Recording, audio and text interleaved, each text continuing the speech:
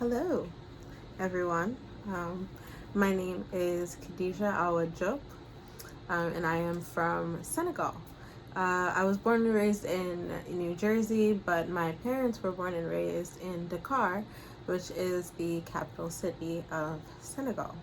Senegal is in West Africa. It is actually the furthest west country on the continent. It is coastal, of course. Um, and so I'll be telling you guys a little bit about Senegal today. To kind of start off, I'll, let you guys know how I know Alana. We actually met in Pittsburgh at a YUIR anti-racism training. And at this training, we both found out that we both go to WVU. And so we just kind of became friends from there. I have my notes down here, so don't mind me looking down from time to time. So what continent is the region on? Senegal is on the continent of Africa. And as I said before, it is the westernmost country on the continent. What's the weather like? So there are two seasons in Senegal. There is the rainy season and the dry season. The rainy season is from May to November. And in that season, it, of course, rains a lot. And the temperatures are very, very hot. That would be like their summertime. And the dry season is from December to April. And that's when the weather is around what we would say 70 to 80 to about 85 degrees. It's really nice. Although it is basically warm all year round, it is a tropical climate. And so on to the next question. Senegal's topography, there are many different regions in Senegal. And in those regions, they have different types of environments. There are beaches, there are more lush areas near the rivers, there are also lakes. There are dry desert type areas, so there's a mix in terms of what environments Senegal has.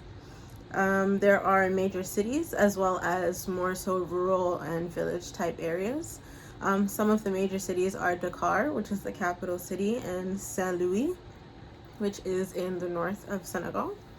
And there are also, as I mentioned, bodies of water. There's the Casamance River, there's the Gambia River, which I will tell you guys a little bit more about. And there's another example, Lake Redba, which is what we call the Pink Lake.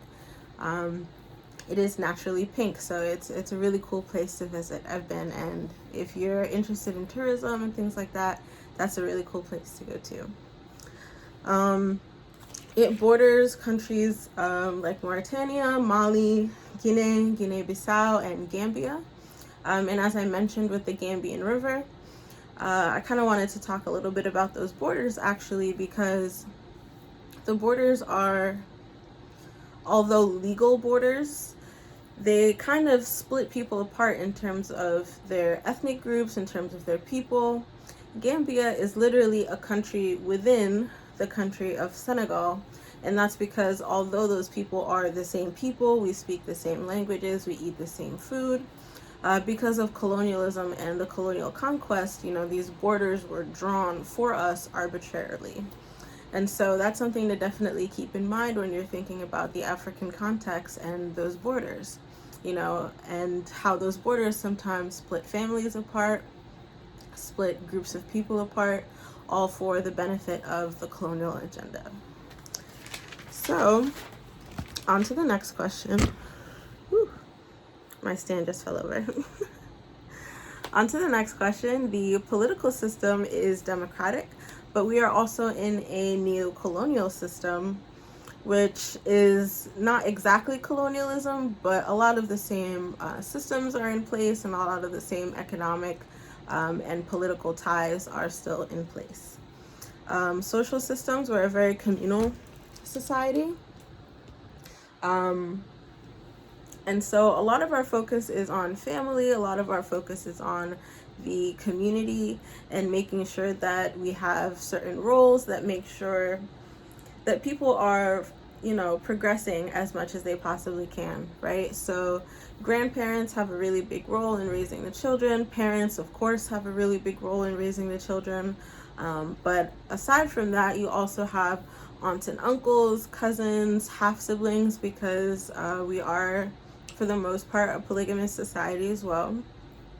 We have a very large family structure in which everyone has a responsibility in making sure that everyone is okay, everyone is, thriving and progressing and prospering.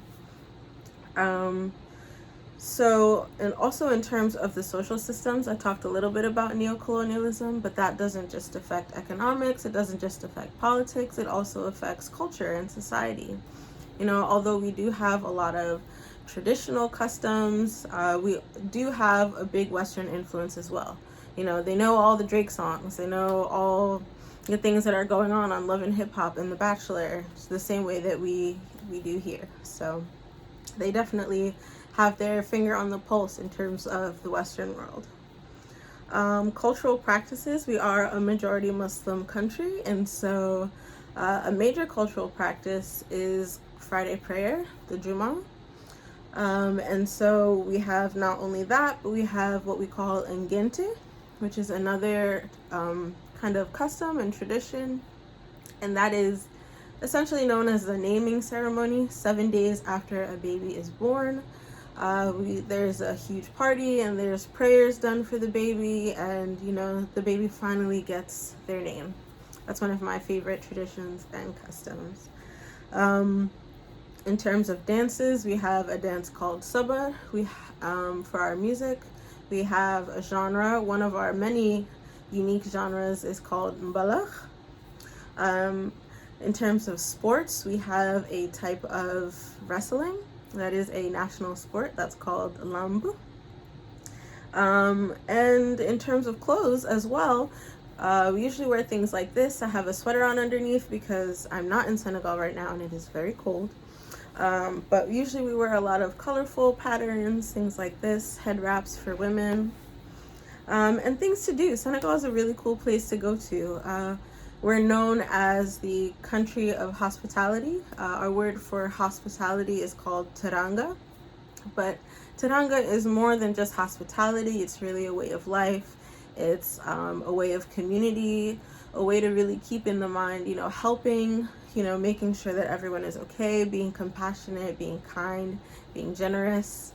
And so if you ever plan to go to Senegal, there's definitely lots of things to do. People are very kind. There's lots of restaurants, there's lots of beaches, there's lots of national parks. There's so many things for you to do there for sure. So I hope you guys learned a little bit about Senegal, and thank you so much for having me.